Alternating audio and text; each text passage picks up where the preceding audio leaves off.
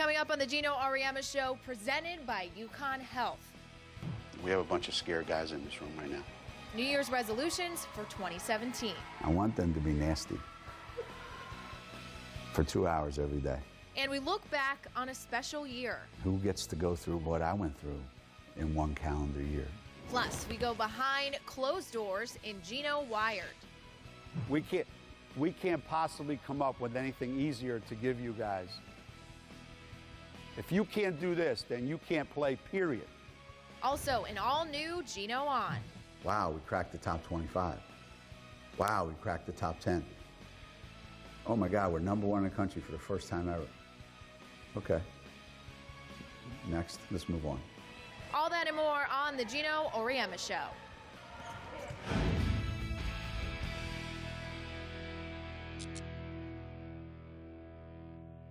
So we are here with Coach Auriemma, kind of a little holiday edition for us. Do you have any New Year's resolutions not having to do with basketball? Generally not. I mean, I used to do that, but it was pointless because I knew I wouldn't stick to it. Because the things that you make a resolution about are things that you really don't like, maybe about yourself, or things you want to change, or maybe add, or whatever. Well, there's probably a reason why I haven't done it. So no. But I might change this year. I don't know. What about as a coach? Any goals? Doesn't necessarily have to be a resolution, but anything you want to accomplish? I want to try to make our team a little better in some ways, but I don't know how that translates into what I have to do different. I guess my New Year's resolution is I really want to be a wait-and-see kind of guy this year. Let's wait and see what happens. Where would you like to see them improve?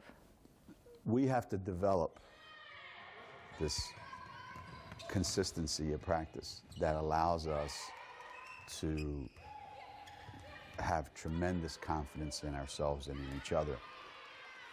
That only results from putting yourself in tough spots in practice and then overcoming those tough spots. One of the problems when we play 4-on-4-on-4 and it gets kind of crazy, everybody loses their principles of what we're supposed to be doing. So guys just go haywire. When it gets chaotic, you're going to lose your mind and it's going to get worse. You have to know this is what we do to stop people, so that when it gets all bent out of shape and stuff, you know how to fix it instead of it spiraling out of control. Okay? So the more we can do that, and the more we can embrace it, how hard it's going to be. We go through a lot of minutes like that at practice. So the more we can eliminate those minutes of practice, the better chance that we won't have to go through it in future games. So it starts in practice. Has this team showed you the toughness that you've been wanting to see? Did they show you it in 2016, and how can they improve on that in 2017? In some ways, they have. I mean, it would have been, that game could have been lost at Florida State. We're worse than I thought. We're worse than I thought. Baylor. Don't wait forever to understand this. No one is going to bail you out. No one is coming to save the day. So we've had opportunities where we did show some kind of toughness, whether physical or mental, or both. So there have been instances. So far, there have been instances. And this is the part of the year where you build that grit. Yeah. And now, going through all of January, it's a different kind of toughness now in January. Yo, get off! Ah, hold up. Don't overrun it. Can't overrun it. Can't overrun it. It's the ability to grind it out day after day, especially those first 2.5 weeks in January where you're not in class, where you just have all the time in the world on your hands. And what are you going to do to keep from getting stale and bored and sluggish and all that other stuff? So sometimes in a game, you got to be tough in the sense that physically you got to be tough. This is more of a test of mental toughness now. Well, speaking of the players having that time in January, are there any on the team that you think maybe should have a New Year's resolution? Oh, yeah. I think every player on the team probably, if they were honest with themselves, would sit down and say, all right, I'm going to resolve to do this coming year. I mean, you probably have to ask them, what is it? If they wanted me to, I would write it down and give it to them, but that's probably not the same. Suggestion box. Suggestion box.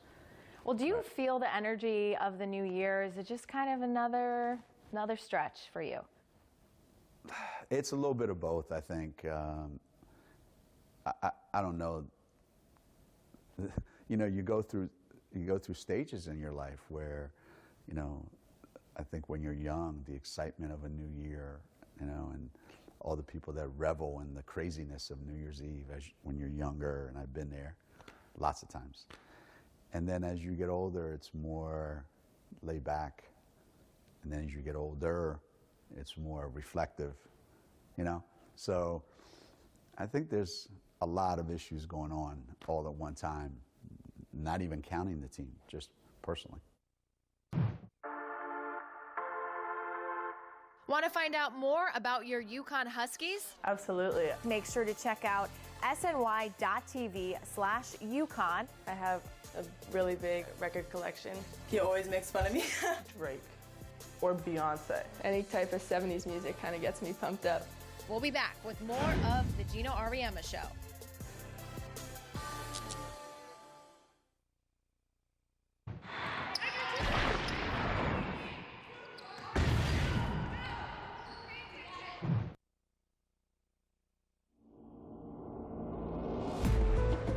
We were number one in the country in the coaches poll, right? At the beginning of the season.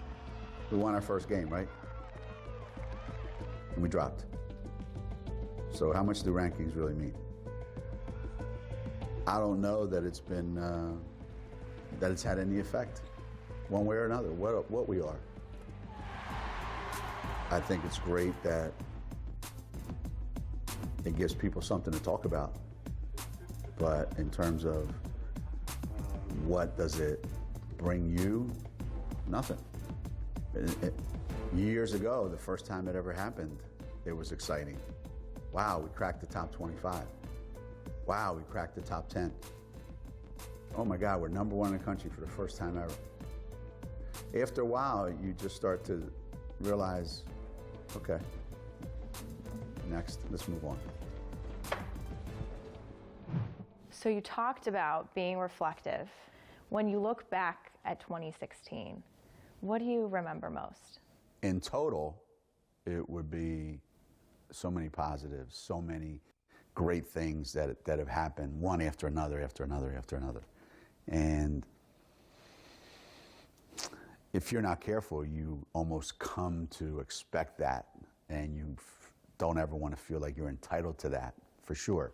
But I mean, who gets to go through what I went through, you know, in one calendar year?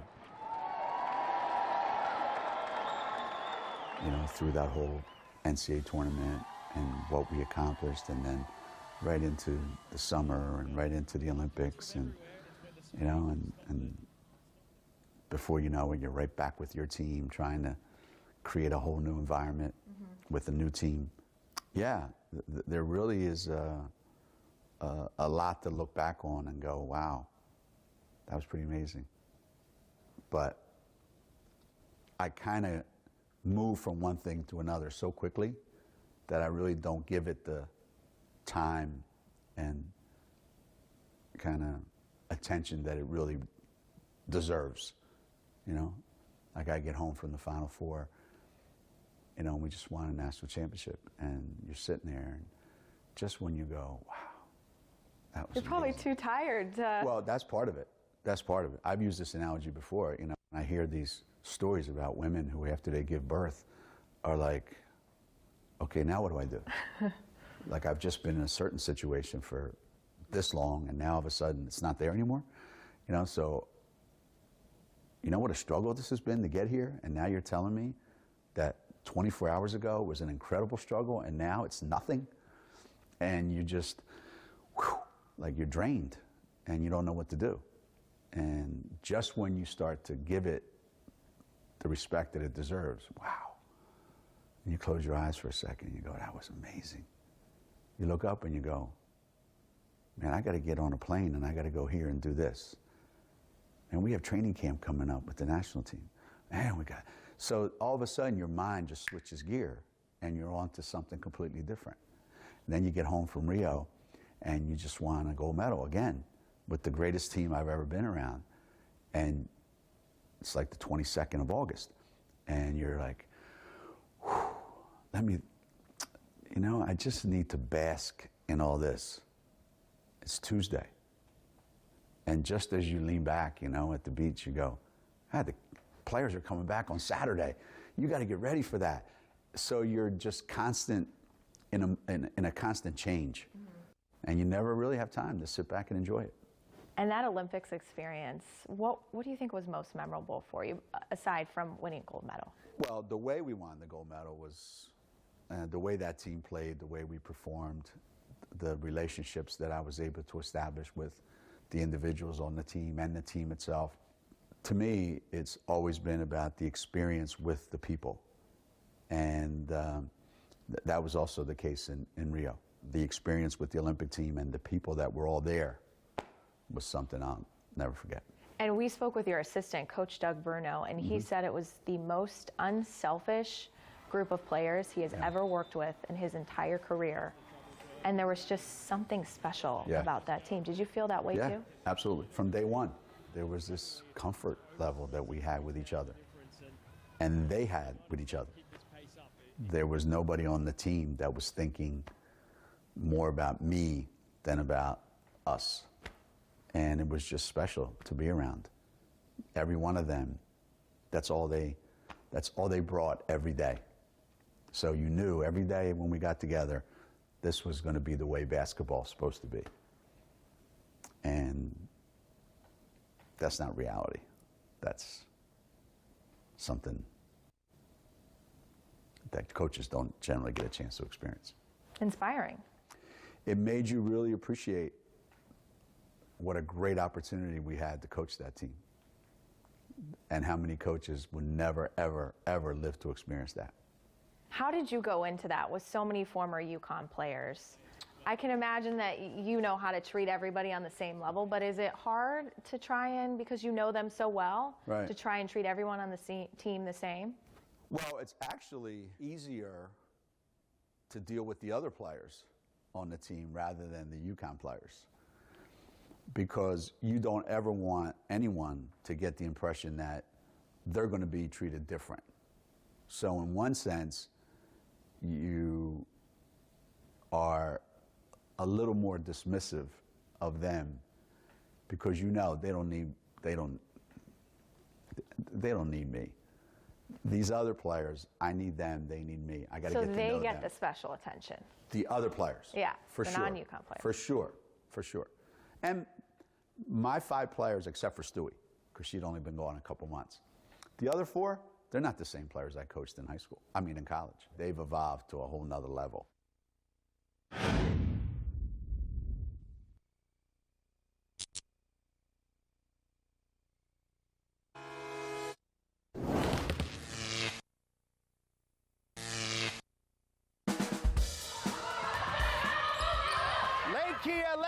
Late Kia. We're in the zone, Lou. We're in the zone. Come on, Z. Get in your stance and guard it, Z. Fisa, you're asleep, right?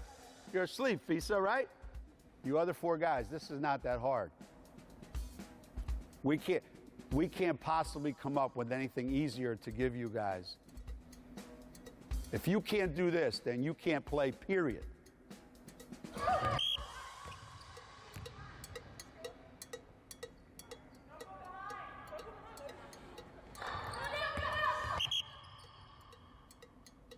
What just happened here?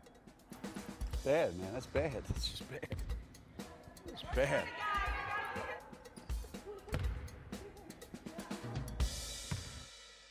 Right now, is the team where you thought they would be? We're probably a little bit ahead of where I thought we would be at this point in time. I never expected us to be operating at the level that last year's team operated on. You know? Maybe come March, I would hope that they would be somewhere near there. So this combination of we've done some great things, we've done some not so great things, is probably what we should expect. Kia started off really struggling and then slowly started to get it back. Good play, Kia Nurse. I think Gabby's been a little more than I thought. You know, I thought she's going to be good, and she's been spectacular in some ways. You know, I think Nafisa's been a pleasant surprise. Even though I kind of always expected her to be something special, she's been unbelievable.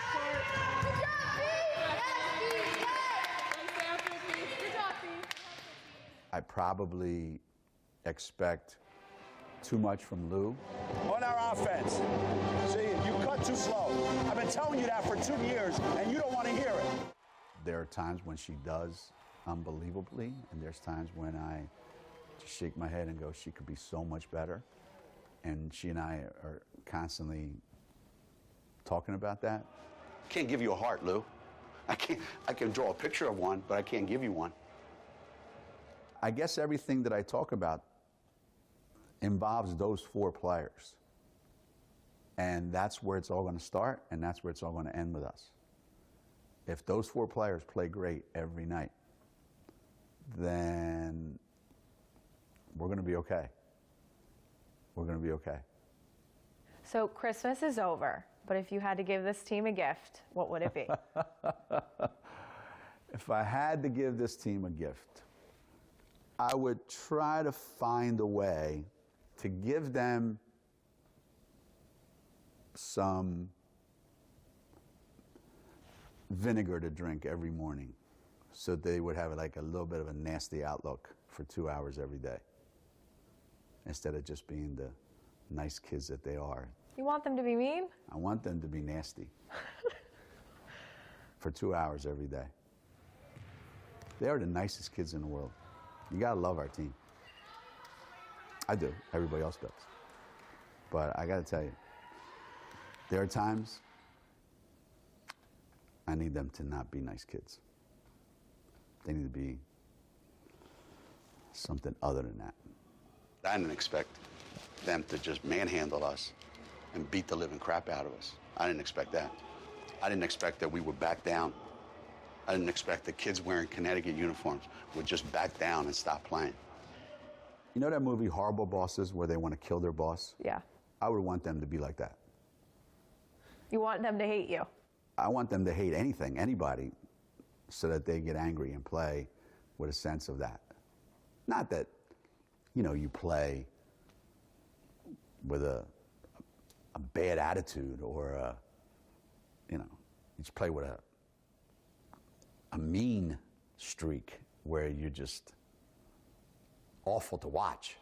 But you channel it in the right way. I'm just talking about, yeah, a little bit of that, you know, because it doesn't come natural to this group. That's not inherent in who they are. I think it's there because I see it every once in a while in them individually, a little bit of it. You just need a little more of it.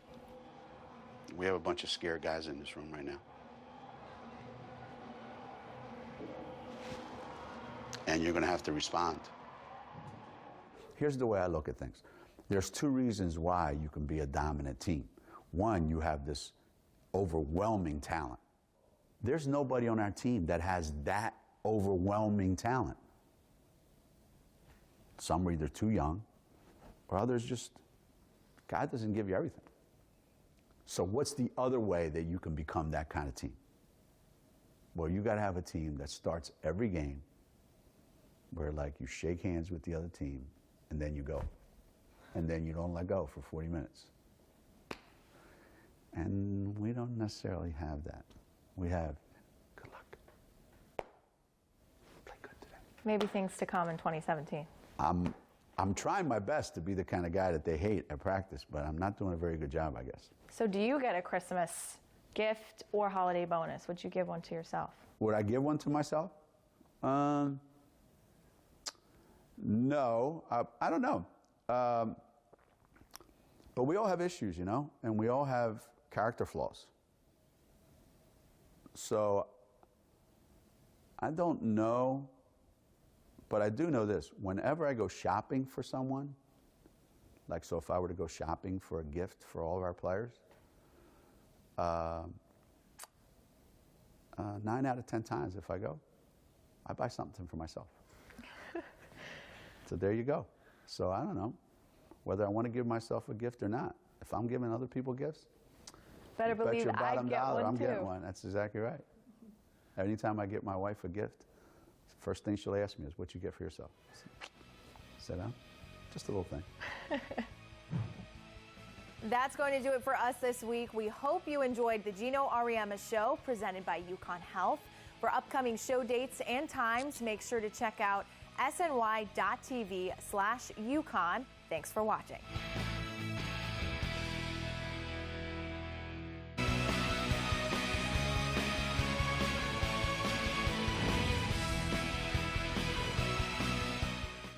Coming up on the Geno Auriemma Show, presented by UConn Health. See what I mean? It doesn't matter how many times we practice that. Stories from the sidelines. The head coach shares a unique dynamic with his coaching staff during games. Do you guys always see eye to eye? No. Most of the time. Plus, the ever-changing landscape of college recruiting. This sense of, wow, I'm actually being recruited and I'm going to get a chance to go play there. Now it's like, if you're lucky, I'll come play for you. And handling life as a transfer at UConn.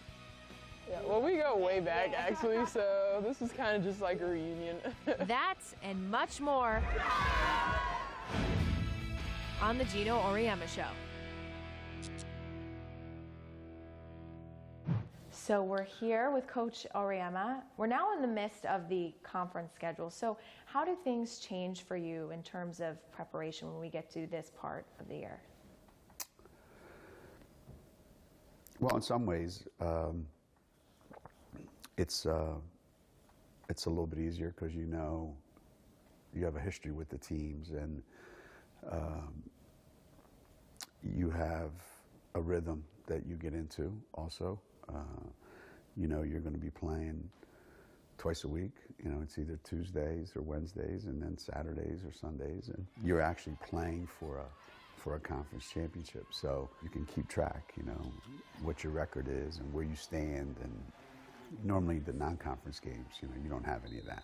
Other than those few things, it's pretty much the same. The scouting's the same, the preparation's the same, the travel schedule's the same. It's not that much different.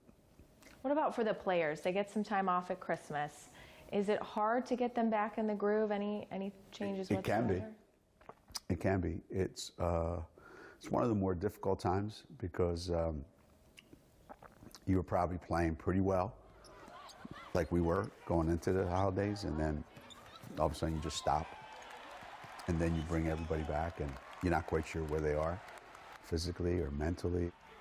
It's a little bit easier if your first couple of games are at home right after you get back from Christmas. Because now you don't have to add travel to that. And here this year, it's you go home, everybody flies back, and then it's at Maryland, at Central Florida. So right away, you're back on the road again. And so it's a challenge, but, you know, we're not the only team that has to deal with it. So the 4 returning players who got a lot of minutes last year, Kia Nurse, Gabby Williams, Katie Lou, and Nafisa, they've been playing close to 40 minutes every game. Is that something you see staying the same, or is it something you hope changes? I don't think any coach wants to see 4 players playing 40 minutes. And I think the players don't want to be playing 40 minutes. I mean, they say they do, but they really don't. And no, I would hope that some players would step up and give us more quality minutes and improve every day in practice and feel comfortable when we put them out there and feel like the other players on the team trust them. every day we just want to feel like we're a team, that everybody's going in the same direction. If you're having a bad day, you know you can count on your teammates to pick you up. But that's got to be earned, and that's got to be developed over a period of time. You know, people don't just automatically become trustworthy. You have to prove it. How do you do that? Every drill, okay? When it's time to rotate and stop a drive, and every time that happens and you're there, then you become the kind of guy that go, I can really pressure this guy because she's going to be there. That's a big thing that I think probably people don't see. It's not, well, take that player out and put that player in. I mean, that's easy. Crystal, get Sanaya. Feast, get that. The only problem is that changes the dynamics unless those players are in sync and that all 5 players are kind of on the same page. And that takes a while. And some of the younger guys, they're in a different book. Forget the same page. They don't have the chemistry. It's hard. It's hard. So, but you hope that you can do that a little more. You know, I think we did a pretty good job of it at Nebraska. Mm-hmm. And hopefully we can do a little more of that. Well, how do you feel about the contributions from your bench so far? You know, other than Natalie, I don't think it's been great because we haven't used them. So you can't even say the contribution's been a negative contribution. There's been no contribution. You know, Nat's given us some great minutes, especially on the defensive end and rebounding the ball. But everybody else, you know, I think we were in better shape when Sanaya was healthy, and I think when she was out, that really limited what we could do. So hopefully now that she's back, that gives us a little more flexibility. But it's still not where you want it to be. But maybe over the next month or so, you know, we can get better at that. Want to find out more about your UConn Huskies? Absolutely. Make sure to check out sny.tv/UConn. I have a really big record collection. He always makes fun of me. Drake or Beyonce. Any type of 70s music kind of gets me pumped up. We'll be back with more of the Geno Auriemma Show.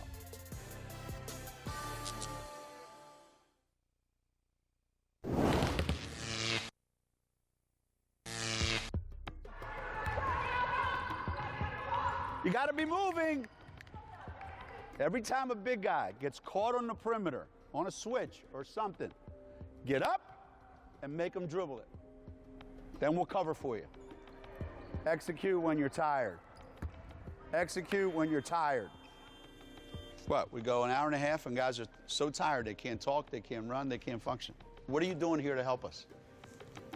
If you're not going to help us because you're going to make every shot and get every rebound, okay, then at least you can do is open your mouth. We went 5 minutes. Some guys didn't open their mouth once in 5 minutes. Good, Kia! Good, Kia! Good, Kia! Good! Good! This is a good job. This was a good team, Blue. That was a good team, Blue. We want to talk about the assistant coaches here. What is their responsibilities? Do you feel like they each have sort of a different relationship with the players? It depends. It depends. I think each player gravitates to a certain comfort level. And for some players it's Shay, and for some players it's CD, and some it's Marissa. You know, we don't have necessarily, this is our grief counselor over here, this is our party planner over here, and this is our disciplinarian over here. You know, we don't necessarily. No good cop, bad cop going on. No, they're all mean when they have to be, and they're all lovey-dovey when they have to be. How are we doing with our goals that we set the other day to get better at? I feel like I'm talking more. That you're talking more? I probably think different. No. I think on offense, you gotta do a better job on defense. Okay? Keep working on that. You're the point guard. You're the one with the ball in your hand. You gotta be vocal. You keep working on it. What about the game plans? How is that split up as far as tackling opposing teams? That's something that starts at the beginning of the season when they will outline everything in a 3-game stretch. So, I don't know, who did we play our first game? At Florida State. So let's say Marissa has Florida State, and then our next game was Baylor. CD has Baylor. And then the third game, so let's say Shea had that. And then it'll start back over again. So the fourth game will go back to, Okay. you know, so It's a cycle. they have every third game. So they can always be working 2 games ahead of time for that game. So it's not like we wait till the last minute.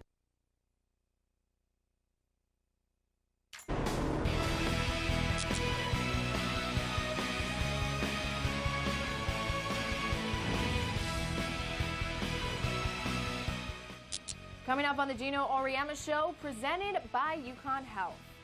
The reason why we've been able to do what we've been able to do is because we know the difference between when it's time to screw around and have fun and act like a 12-year-old and when it's time to get to work. Is the 11-time champion still learning how to coach?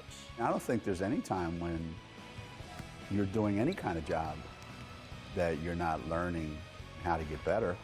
Snap the ball. Don't lob it. Snap it. And what others can learn from him. Don't try to copy anybody.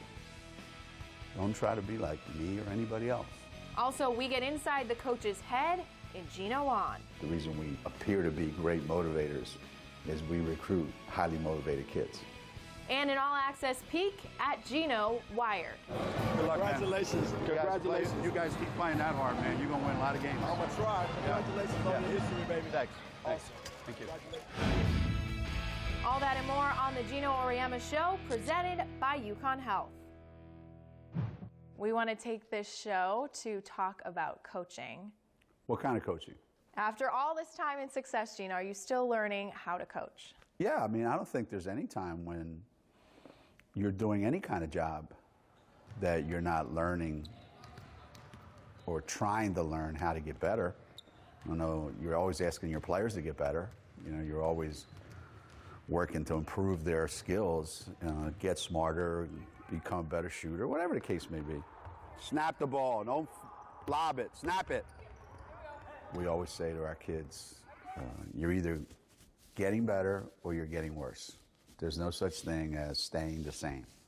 Nothing in life stays the same. It's either moving this way or it's moving that way. So I think you got to do the same way as a coach. You should always know where your guy is. There's never any screw-ups.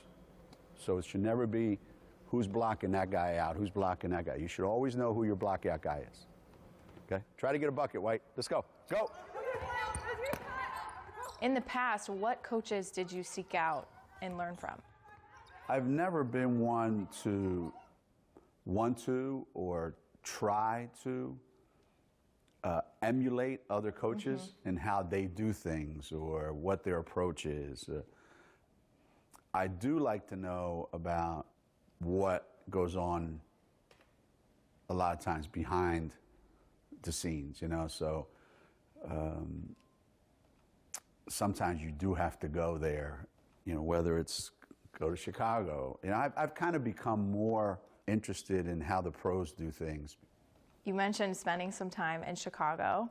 We know you visited the Bulls in their heyday. What can you tell us about the triangle offense, what you learned from that? The first thing I remember was how similar it was to what was prevalent back in the day when I was growing up in the game of basketball.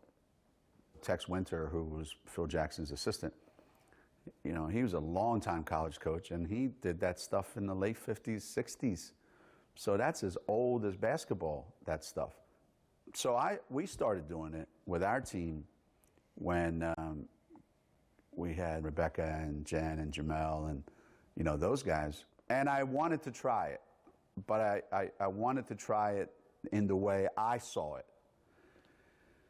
And the reason I went to Chicago was there's got to be some other things that I don't see in this. And I'd like to know what they are. And, you know, when I went up there, it wasn't like anything major, but it was like a couple subtle little things, you know. And you know, sitting down and watching on film with them and then watching some things on the court, you go, you know, that one little thing that they do that we don't, because I didn't know about it, that could really change things for us. And you know what? It did. We talked a lot about basketball. What about coaches of other sports? Do you look to them for inspiration, maybe the Bill Belichicks of the world?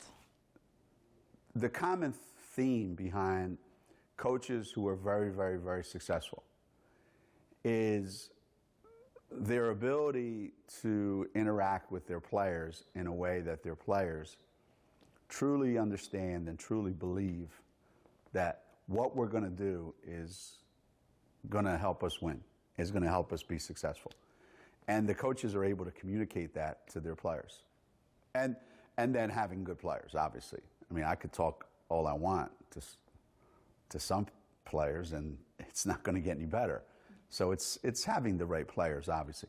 But then putting the players in the right situations. It's like a great jockey, you know? And you're riding a great horse. Well, you know what your job is?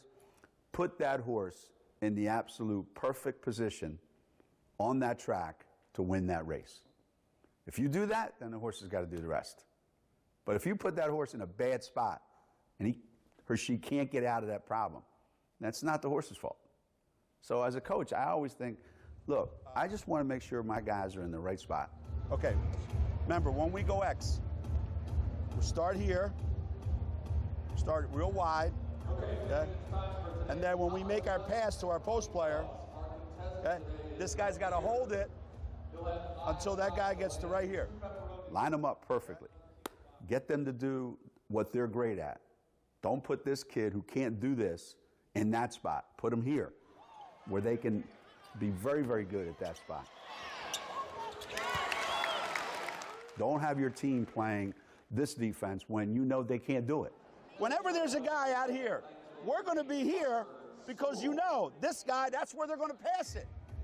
If they shoot it, I don't care. There's a guy guarding them already.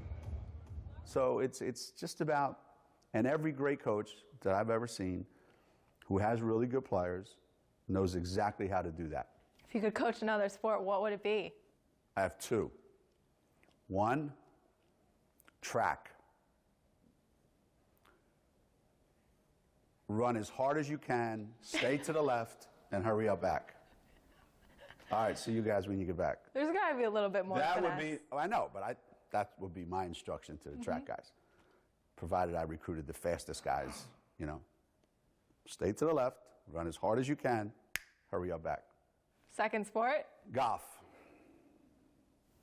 What would your advice be there? Dudes, get the ball in the hole. I'll be behind you playing 9 holes right behind you. Don't hold me up. Want to find out more about your UConn Huskies? Definitely. Go to sny.tv/UConn for an inside look. I'm kind of a little bit of a nerd, and she's okay with it.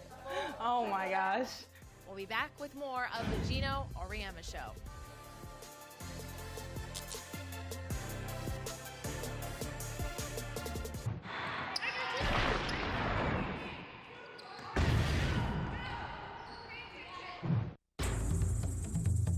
Where's your man? Where's your man?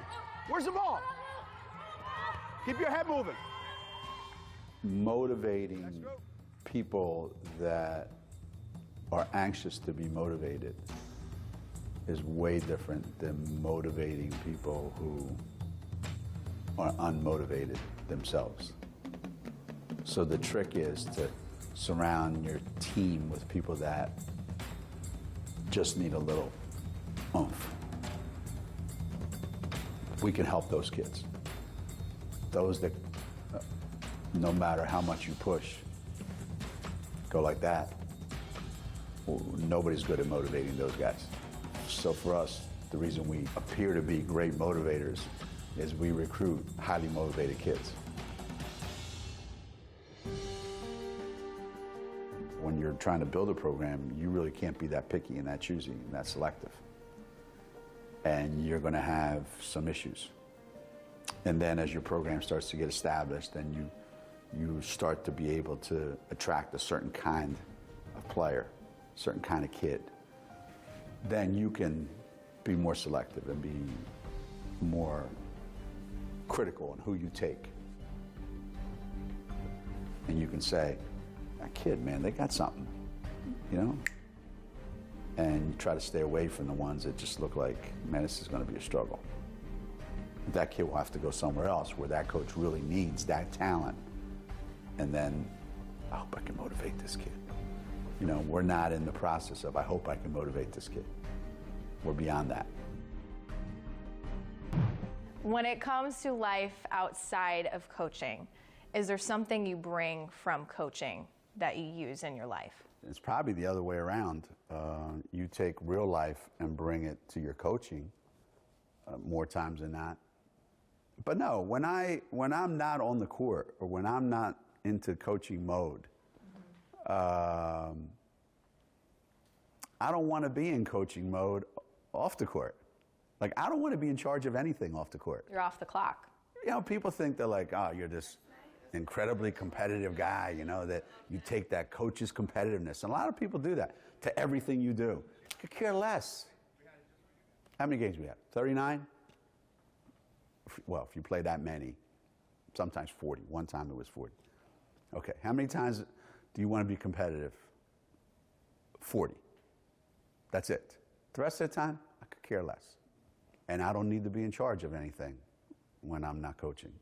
I don't need to be running this group or that group or, you know, organizing this and organizing that. Just tell me where to be, when, and I'll be there.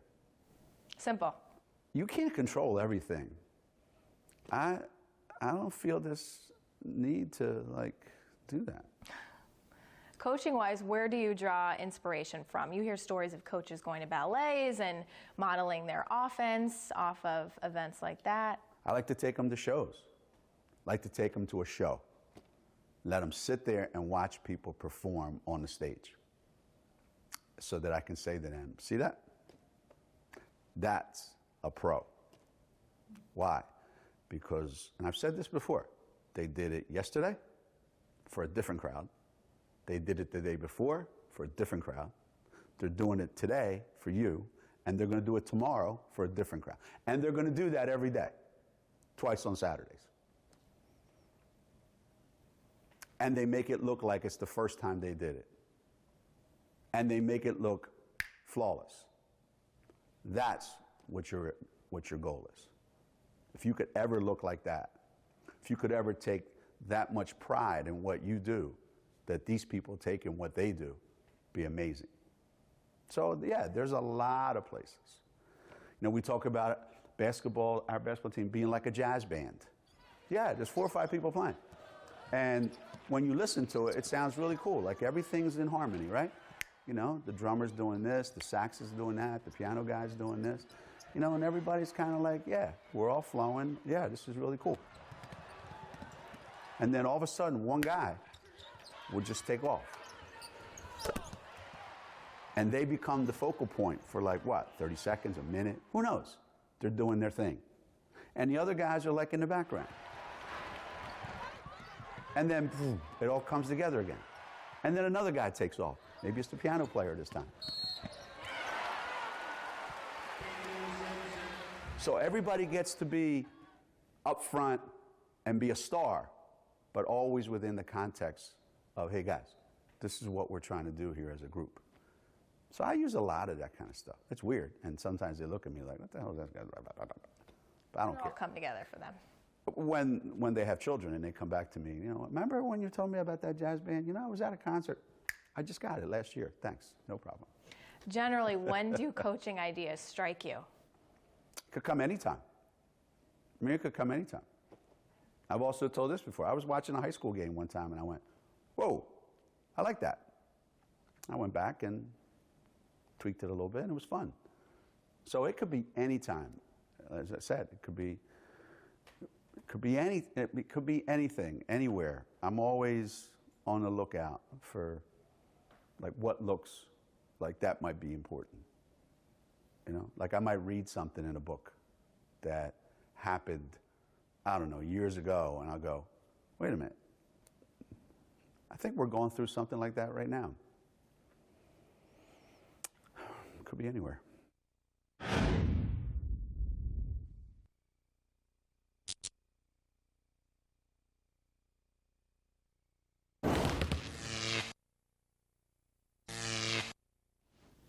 reason why we've been able to do what we've been able to do is because we know the difference between when it's time to screw around and have fun and act like a 12-year-old and when it's time to get to work. Hey! Let's go guard the inbounder! Guard the inbounder! Get a hand up, get a hand up. Hey, let's get some early drags, right? Early. Collier in deep, turnaround is good. Hey, you guys, when we run interchange, look for Lou. Samuelson for three. What a start for UConn. So when we hit Gabby, you screen and you got to go, and we see if we can get that. If we don't, we're going to run dive. Williams, nice pass to Collier for two. There's that extra pass. Be active. Higher, Lou. Get it out of the middle. Keep it out of the middle. Nurse, Chong, Nurse, beautiful. Final seconds tick away. 88-48, the final in Dallas. Good luck to you guys. Good luck, Congratulations. man. Congratulations. You guys keep playing that hard, man. You're going to win a lot of games. I'm going to try. Congratulations on your history, baby. Thanks. Awesome. Thank you. We've talked about what you've learned from other coaches. We see other coaches sitting in practice. I've seen them at shoot-arounds. So how often do you have other coaches come in and sit in and learn from you? That depends on the time of year. So, for instance, during October, a lot of the high school coaches from around the country, they haven't started practice yet. So we'll get a lot of high school coaches during October and maybe early November. A lot of colleges haven't started practice yet. So we'll get a lot of college coaches in October. And then we'll get a bunch after the season if we're still in the NCAA tournament and they're out or they didn't make the tournament. So it depends on the season, and it's amazing sometimes what they want to know or what they thought they were going to see and what they see. It's really interesting to hear them talk a lot of times. Well, I can tell you two things I've observed from these practices. One, they never stop moving, ever, for the entire 2 hours. And two, they're very vocal.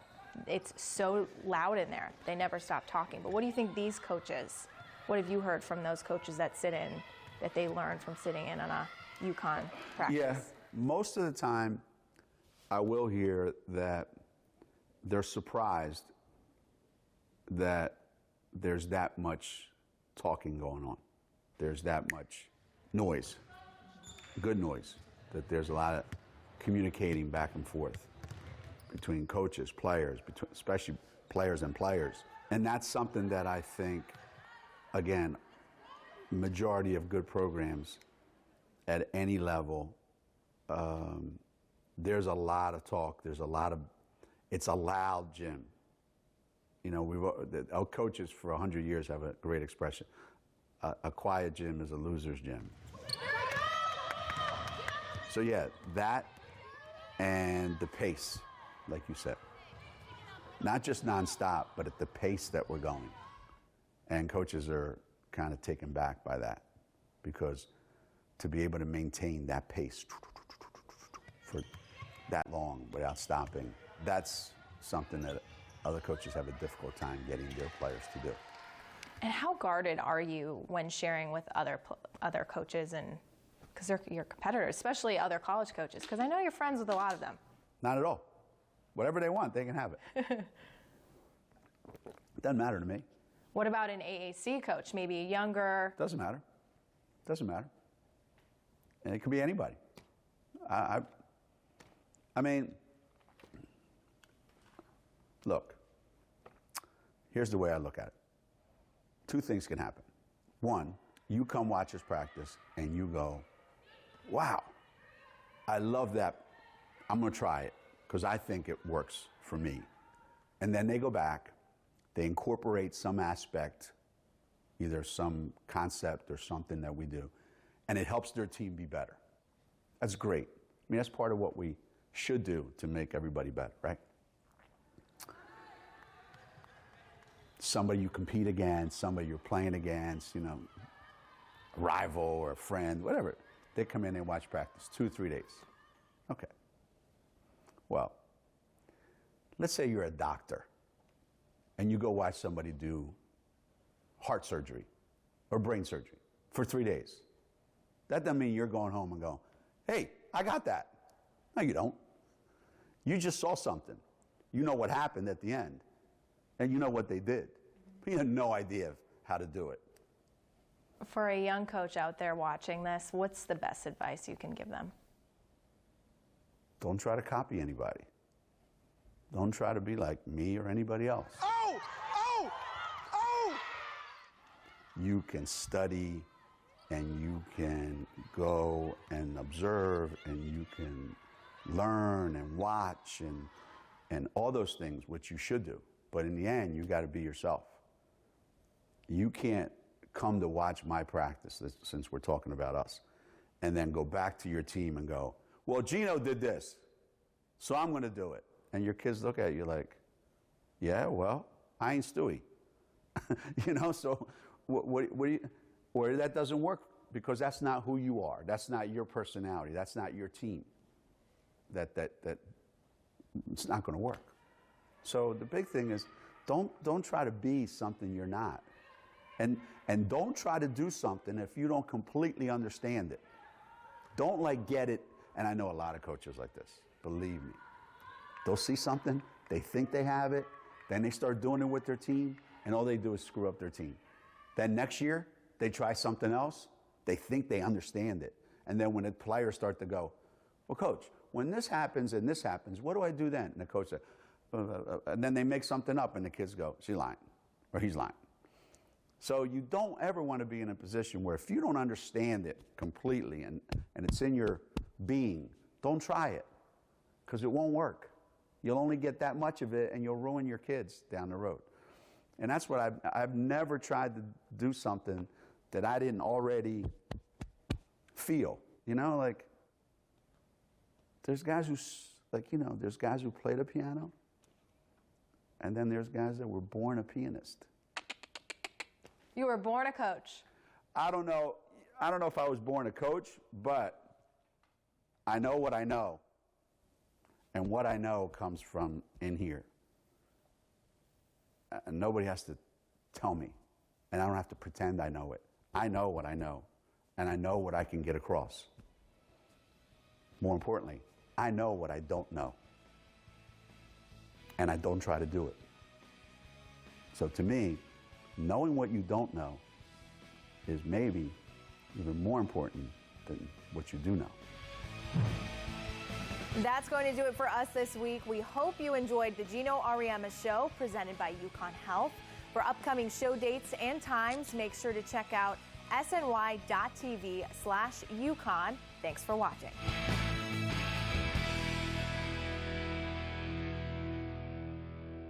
I think Kia's probably tried the hardest to be that.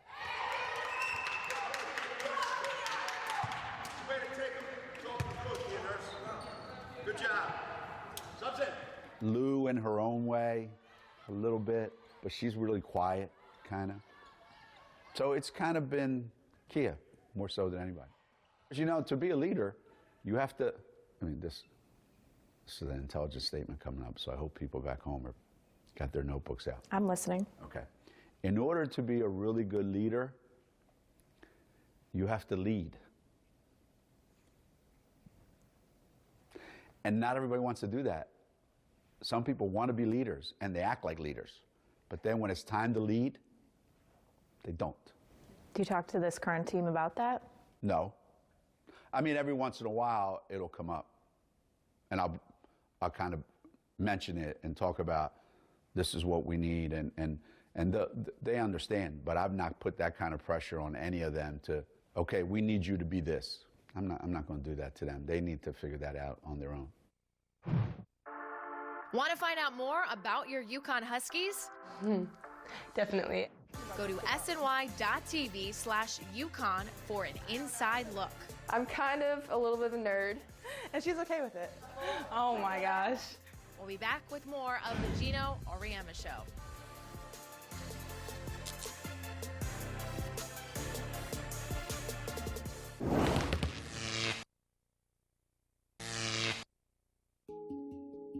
You're in in your stance, your hands are out, and you're taking up space. You guys are really big right now. When you put your hands down, go ahead. It just looks smaller. We're not going to turn it over. I'd rather you get a 5-second count and we hand them the ball. Because if we turn it over right here, layup at the other end. Keep your eyes open and find guys. Don't worry about what we're running. Don't worry about what we're running. Next group, quick, quick, quick, come on. There's a lot of bad passers in the world. They're going to hit you in the hands and you won't even know it. Give them a chance to hit you in the hands. You got to foul guys when they get to half court on a breakaway. Just go for the ball and try to steal it. Don't just give up layups all the time. The minute a guy goes like this to shoot it, there better be a body on somebody. Every one of you guys, a body on somebody. All right, let's go. Here we go. In here. Good job, guys. Together, 1, 2, 3. Together. Good job today, guys. You, as a coach, are getting close to 1,000 wins. Looks like it shakes out sometime next year. When you think about that, 1,000 wins, what comes to mind for you? How many people get a chance to actually coach in 1,000 games? And then you even go, how many people get a chance to coach 500 games in their career? If anybody can win 1,000 games, the number of years that you have to be great is just, I don't think there's anybody in the world that can set out their coaching career and say, my goal was to win 1,000 games. People would lock you up immediately and say you're crazy. To think back to how it happened and how many gyms you've been in and how many bus rides you had and how many locker rooms you've been in and how many recruiting trips you've been on. Hey, if I'm fortunate enough to be in that situation next year, I would sit back and think about my first year as a coach. I don't even mean my first year at Connecticut, because obviously that's when the numbers began. But, you know, when I first coached ever for the very first time, I would think back to that and go, I never would have imagined this. I think people like to assume that this is easy for you because this team is so consistently good. What would you like to say to those people? I was reading someplace, somebody talked about, like, people that are really, really, really good looking and attractive people and make a living off of the way they look. That's not an accomplishment. It's like God-given. So, something that you have to work really hard to accomplish, and anybody says, well, that was easy, then 50% of all the people that I've ever coached would have 1,000 wins. It was easy. Well, they don't. So how easy can it be? It's easy to win 1,000 games because you just have such a good team all the time. Of course you're going to win. And it's just so easy to put together a good team year after year after year after year for 25 years. Again, that means half the coaches in the history of coaching would be in a position I'm in right now. So, how easy can it be? What means more to you, getting to the 1,000 win mark in your career or watching your team get to that 100th consecutive victory?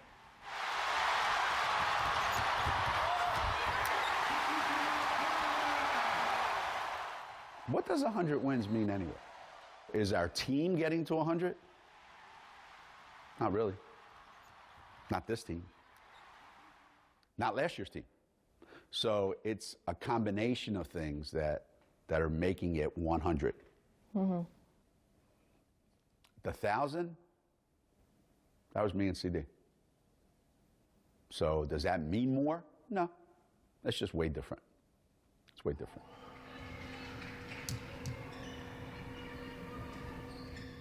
All right, let's write a history of all those people that have won 1,000 games, which is nice by itself, don't get me wrong. And I obviously, who wouldn't want to have their name eventually Geno Auriemma, Chris Daly. Nice. Teams that have won 100 games. It's been real easy. I'm glad we tied the record set by all those other people. Oh, that's right. No one else has. But I'm sure they will at some point because it's easy. We've talked a lot about leadership in this show. A lot of people who watch this show live in New York. What advice would you give to the New York Knicks? Come on. Who am I to give advice to anybody other than my players? You come here. Don't run to where they already are. That's number one. Number two, look where you're standing. You're right here.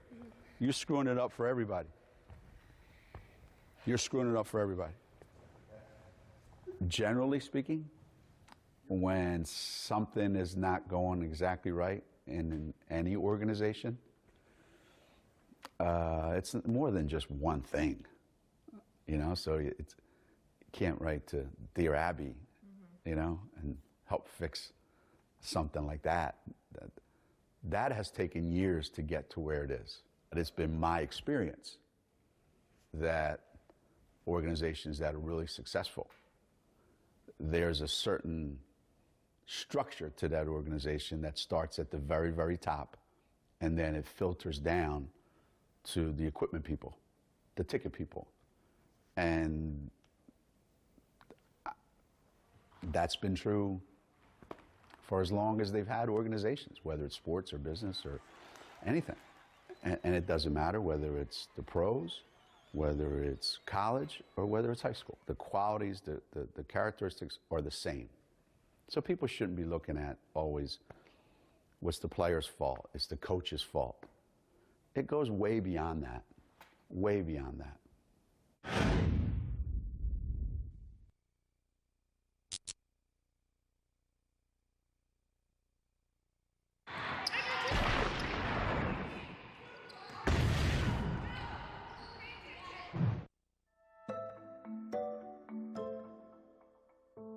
Well, I think home court advantage is only as good as the team playing on it. So I think the fact that, you know, we usually have a pretty good team when teams are coming in to play us, and then you add in the crowd.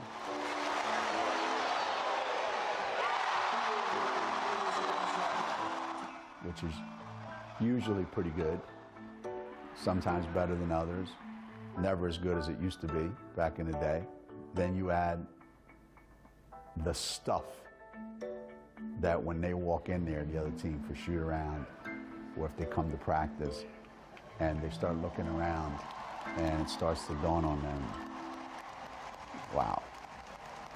And that's when I think for teams that we played that have never been there, they're younger teams especially, there's that sense of nobody can beat these guys. What makes us think we can? From the XL Center in downtown Hartford, welcome to UConn basketball on SNY. There was a time between 1994 and 2004 when if you asked our players, would you rather play at Gamble or the XL Center, they would say, It would be more of a, because at the XL Center it was 16,000 every night. And that was really, really amazing. You know, whatever the factors, TV, you know, everybody says it's the economy. Well, I don't think the economy affects Kentucky men's basketball. I don't think the economy affects, you know, Alabama football or, you know, Indiana men's basketball or North Carolina men's basketball or Duke men's basketball. So maybe just the economy in Connecticut's bad, I don't know. We're the only team that won 90 in a row and our attendance went down. How many of your former players do you keep in touch with? It depends. It depends on how much do they want to stay in touch. You know, I think we have a culture here where players feel like once they come to Connecticut, they're part of Connecticut basketball for life. You know, I know some of them take that literally, their own scholarship for life. They're always around. You know, you can't get rid of them. You have a couple that spend a lot of time at SNY.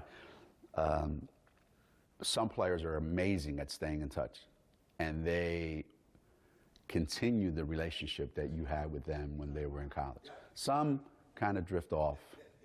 Then they come back. Some drift away and don't ever come back. And it's only natural that you're going to be closer to some than you are to others, because that's the way it was when they were here. That's the relationship that they wanted a lot of times. And one of our coaches may have a different relationship with one of our players than the other coach. But I would say, based on the fact that we had 32 of our former players at the championship game at the Final Four last year, I would say we're doing pretty well. Do you like to keep tabs on them? I do.